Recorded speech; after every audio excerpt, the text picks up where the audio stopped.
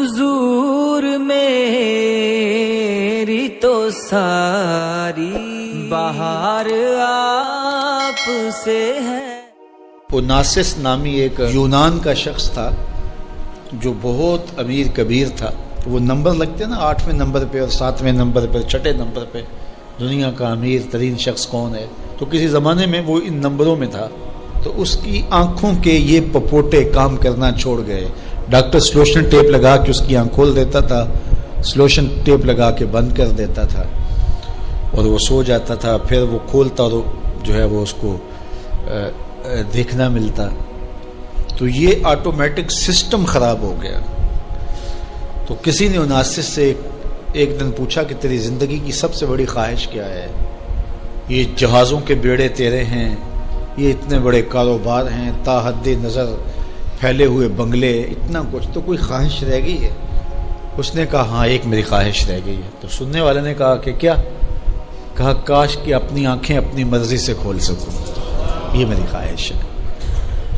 تو اس نے کہا کہ اگر اس کے لیے تجھے کوئی پیسے لگانے پڑے تو کتنے کو پیسے لگائے گا؟ کہا ساری دولت لگا دوں گا، کاش کہ اپنی آنکھیں تو اپنی مرضی سے کھول سکوں۔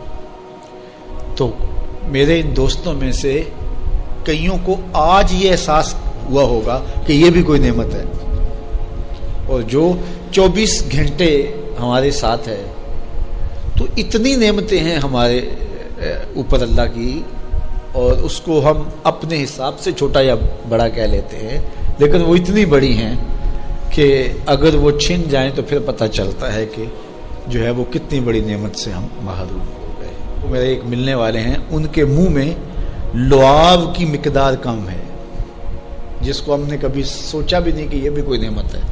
یہ قدرتی گریس ہے جو منہ کو تر رکھتی ہے اور بولنے میں مدد ملتی ہے، اور نظام انہضام کو اس سے بہت زیادہ فائدہ پہنچتا ہے۔ لیکن ان کا مسئلہ کیا ہے کہ مقدار کم ہے، تو اب وہ 5-7 منٹ نہیں بول سکتے، بولیں گے تو جو ہے وہ سارا منہ خشک ہو جائے گا۔ میاں مسئلہ کیا ہے؟ لعاب کم آتا ہے، لعاب کی مقدار تھوڑی ہے۔ تو کبھی اس کو بھی کسی نے نعمت سمجھا، لیکن یہ کتنی بڑی نعمت ہے۔ وہ کسی علاقے میں انہوں نے یہ کیا کہ یہ مینڈک نہیں ہوتے، مینڈک، یہ انہوں نے وہاں سے ختم کروا دی، دوائی ایسی ڈالی کہ یہ آواز نکالتے ہیں، یا اس طرح وہ مسئلہ ہوا۔ تو اب کیا ہوا کہ چاول کی فصل پر ایسی سنڈیاں آ گئیں کہ جس کا کوئی علاج ہی نہیں تھا۔ تو یہ پانی کے اندر جو مینڈکیں ہوتی ہیں، یہ ان حشرات کو کھاتی ہیں جو فصل کے لیے نقصان دہ ہوتی ہیں۔ تو اب وہ مینڈکیں ڈھونڈتے پھرتے ہیں۔ اب ہمیں نہیں پتا کہ کون سی چیز کتنی بڑی نعمت۔ یہ کیچوا ہوتا ہے، کیچوا کبھی آپ نے دیکھا جس کو وہ ہم اپنی پنجابی میں گنڈویا کہتے ہیں، کبھی آپ نے سوچا کہ اس کا سلسلہ کیا ہے؟ یہ مٹی کھاتا ہے، ایک طرف سے دوسری طرف سے نکال دیتا ہے۔ اور اب ہمارے ادھر ایک ذمہ دار تھا، تو وہ بچوں کو پیسے دیتا تھا کہ وہ لے کر کے اور اپنی فصلوں میں چھوڑتا تھا۔ اس کو کسی ماہر نے بتایا کہ یہ زمین کی زرخیزی کا جو ہے وہ سبب ہے، کہ ایک طرف سے کھاتا ہے دوسری طرف سے نکال دیتا ہے، اور وہ مٹی اتنی زرخیز ہوتی ہے کہ دوسری مٹی میں جب ملتی ہے تو کیمیائی کھادیں بھی وہ کام نہیں کرتی جو یہ کیچوا کام کرتا ہے۔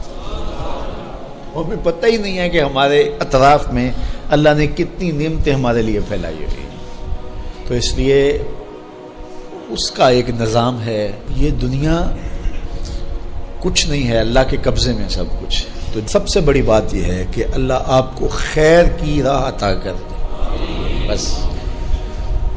بعض کا جو دنیا کی دولتیں دی جاتی ہیں، یہ آزمائش ہوتی ہیں، یہ آزمائش ہوتی ہیں۔ تو جو آپ کو کسی سے نیکی کرنے کی توفیق مل جائے، کسی کی مدد کرنے کی توفیق مل جائے، کسی دکھی کے کام آنے کی توفیق مل جائے، کسی کی جان بچانے کی توفیق مل جائے، تو یہ بہت بڑی دولت ہوتی ہے۔ جبریل براق لے کے حضور کی خدمت میں حاضر ہوتا ہے۔ حضور فرماتے ہیں دون البغل فوق الحمار، وہ جو براق تھا وہ خچر سے کچھ چھوٹا تھا اور گدھے سے کچھ بڑا تھا، تو میرے لیے براق تیار ہے۔ تو جبریل نے کہا کہ سب سے پہلے آپ کے دل کو غسل دینا ہے، تو فرماتے ہیں کہ میرے سینے سے دل کو نکالا گیا اور ایک تشتری میں رکھا گیا، اللہ اکبر، اور آب زمزم سے اس کو غسل دیا گیا۔ جب دل کو غسل دیا گیا تو جبریل نے حضور کے قلب اطہر کو دیکھا تو حیران ہو گئے اور بے ساختہ پکار اٹھے۔ علامہ بدر الدین عینی نے شرح صحیح بخاری کے اندر لکھا ہے کہ جو ہی قلب مصطفیٰ جبریل نے دیکھا تو بے ساختہ پکار اٹھے کہ قلب سدید فیہ عینان تبصران و اذنان تسمان، واہ واہ کیسا دل ہے جس میں دو آنکھیں ہیں دیکھتی ہیں، دو کان ہیں جو سنتے ہیں۔ ایسا دل کائنات میں پہلے کسی نے نہیں دیکھا، نہ کسی کا ہوا ہے، جس میں آنکھیں بھی ہوں، جس میں کان بھی ہوں۔ جو قصیدہ پڑھا جاتا ہے مصطفیٰ جان رحمت پہ لاکھوں سلام، اس پورے قصیدہ سلامیہ کے اندر حضور کے ایک ایک عضو کی تعریف کی گئی ہے۔ کبھی ہونٹوں کا ذکر کرتے ہیں، پتلی پتلی گلے قدس کی پتیاں، ان لبوں کی نزاکت پہ لاکھوں سلام۔ کبھی ہاتھوں کا ذکر کرتے ہیں، ہاتھ جس سمت اٹھ گئے غنی کر دیا، بہر موج سماحت پہ لاکھوں سلام۔ کبھی بازوؤں کا ذکر کیا، جن کو بارے دو عالم کی پرواہ نہیں، ایسے بازو کی طاقت پہ لاکھوں سلام۔ کبھی سر کا ذکر کیا، جس کے آگے سرے سروراں خم رہے، اس سرے تاج رفعت پہ لاکھوں سلام۔ کبھی حضور کی مبارک بینی کا ذکر کیا، کبھی آنکھوں کا تذکرہ کیا، کبھی حضور علیہ الصلوۃ والسلام کی مبارک زلفوں کا ذکر کیا، ایک ایک عضو کا ذکر کیا۔ چلتے چلتے جب دل پہ آئے تو اعلی حضرت کا قلم نہیں رک جاتا اور سوچتے ہیں کیا لکھوں، اور اعلی حضرت بولے دل سمجھ سے ورا، دل سمجھ سے ورا، مگر یوں کہوں غنچائے راز وحدت پہ لاکھوں سلام۔ دل سمجھ سے بالا ہے لیکن یوں کہہ دیتا ہوں اللہ کے رازوں کا امین ہے تو وہ قلب مصطفیٰ ہے صلی اللہ علیہ وسلم۔ تو حضور علیہ الصلوۃ والسلام کا مبارک قلب اطہر جب نکالا گیا تو جبریل نے کہا قلب وقیع فیہ عینان تبصران و اذنان تسمان، واہ واہ کیسا دل ہے جس میں دو آنکھیں ہیں جو دیکھتی ہیں، دو کان ہیں جو سنتے ہیں۔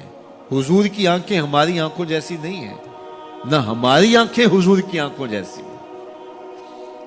ہماری آنکھوں کے اندر تو میل کچیل آتا ہے، حضور کی آنکھوں میں مازاق کے کجلے لگے تھے۔ مست آنکھیں رضا مازاق کے کجلے والی، مست آنکھیں رضا مازاق کے کجلے والی، گر میری سمت بھی اٹھیں تو مقدر جاگے، گر میری سمت بھی اٹھیں تو مقدر جاگے۔ تو حضور کی مبارک آنکھیں، اللہ اکبر، کیا خوب سجن دیاں اکھیاں نے، کیا خوب سجن دیاں اکھیاں نے، جویں پر کے سرائیاں رکھیاں۔